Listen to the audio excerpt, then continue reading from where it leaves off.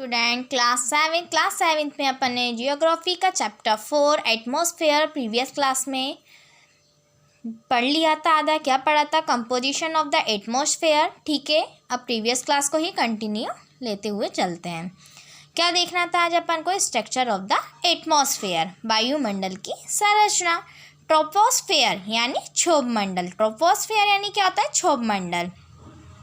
The word tropo is taken from a Latin word which means chance. This is the sphere in which chance related to whether a conditions occur. This is the lowest layer of the atmosphere and also the most important. It protects us from the heat of the sun during the day and keeps the earth warm at night.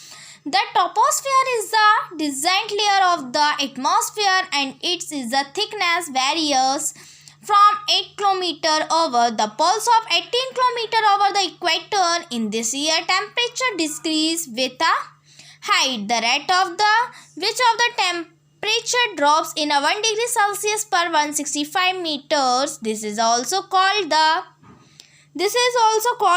lapse rate of a weather phenomena such as the clouds, rain, storms, etc.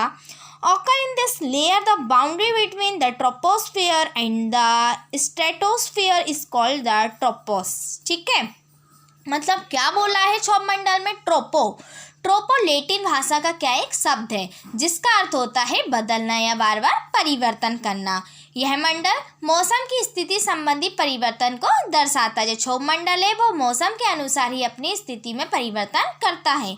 ये वायुमंडल की सबसे निचली परत होती है और ये महत्वपूर्ण परत होती है।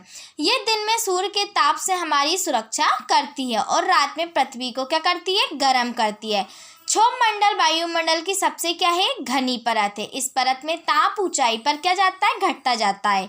वहमान जिससे ताप घटता है 1 डिग्री सेल्सियस प्रति 165 मीटर है। इसे अतिपत्तिमान लेपेसरेट कहते हैं। इसे क्या कहते हैं? अतिपत्तिमान लेपेसरेट कहते हैं।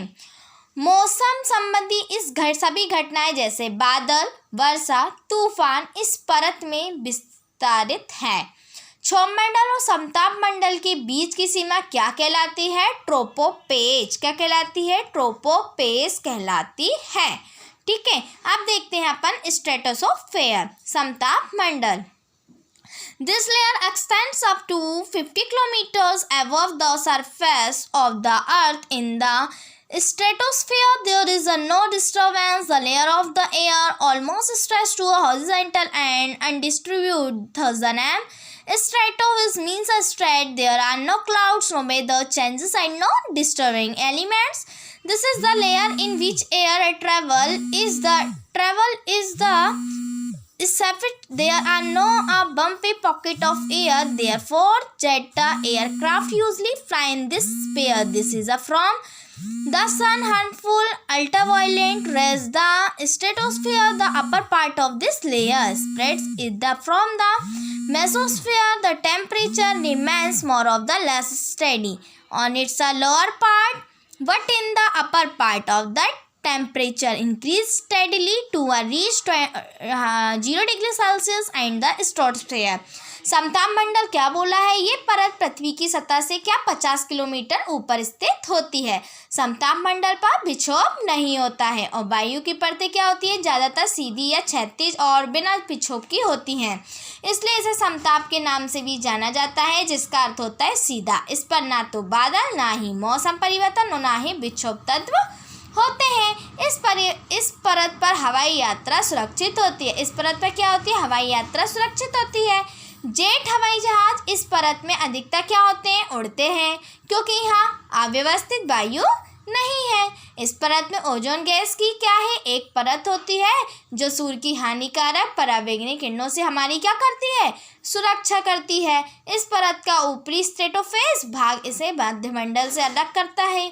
इसे निचले भाग में अधिक या कम तापमान स्थिर रहता है, किंतु ऊपरी भाग में स्ट्रेटोफेज में तापमान क्या होता है? निरंतर वृद्धि का 0 डिग्री सेल्सियस तक क्या होता है?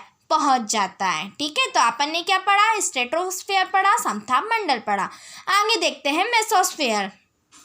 This layer extends up to a height of 80 kilometers and lies above the stratosphere. Here the temperature decreases with a height till it reaches 100 degrees Celsius at the mesosphere. This is a layer has the lowest temperature in the atmosphere. The mesopause, the upper part of the layer, separates from the ionosphere. मध्यमंडल क्या होता है? ये परत 80 kilometre की ऊंचाई पर समताप मंडल से ऊपर विस्तारित रहती है। यही तापमान ऊंचाई पर क्या होता है? घटता है तथा ये मध्यमंडल के अंत में कितना 100 डिग्री सेल्सियस तक होता है। इस परत पर वायुमंडल का सबसे कम ताप होता है। इस परत का ऊपरी मेसोफेज भाग इसे आयन मंडल से क्या कर देता है? अलग कर देता है। The CFC gases used in the refrigerators and air conditioners are the main causes of depletion of ozone. Chlorofluorocarbon gas का एक क्या है? रेफ्रिजरेटर तथा एयर कंडीशनर में उपयोग ओजोन अपक्षय का क्या है? मुख्य कारण है। लोनोस्फीयर यानी होता है ion Mandal. The लोनोस्फीयर contains electrically charged particles called ions which help in the transmitting communication signals. Radio waves are sent back to the earth from the layer's communication satellite, helping in transmitting the signals back to the earth. The layer extends upwards from 80 kilometers to about 500 kilometers. Ion मंडल में विद्युत कण मिलते हैं जो संचार संकेतों के प्रसारण में क्या करते हैं? सहायता करते हैं। पृथ्वी रेडियो तरंगे इस परत से वापस भेजती है। संचार उपग्रह प्रसारण संकेतों को पृथ्वी पर वापस जाने में क्या करती है? सहायता करती है। यह परत 80% किलोमीटर से 150 किलोमीटर तक ऊपर की ओर क्या होती है? विस्तारित होती है। एक्सोस्फीयर यानी अंतःमंडल। This is the outermost layer of the atmosphere in which the air thins until it ultimately merges into a outer space. The temperature increases rapidly in this layer because of solar radiations. अंतःमंडल ये वायुमंडल की सबसे बाहर परत है जो यह अंतरिक्ष के बाहरी ओर तक फैली हवा की एक महीन परत होती है। क्या होती है?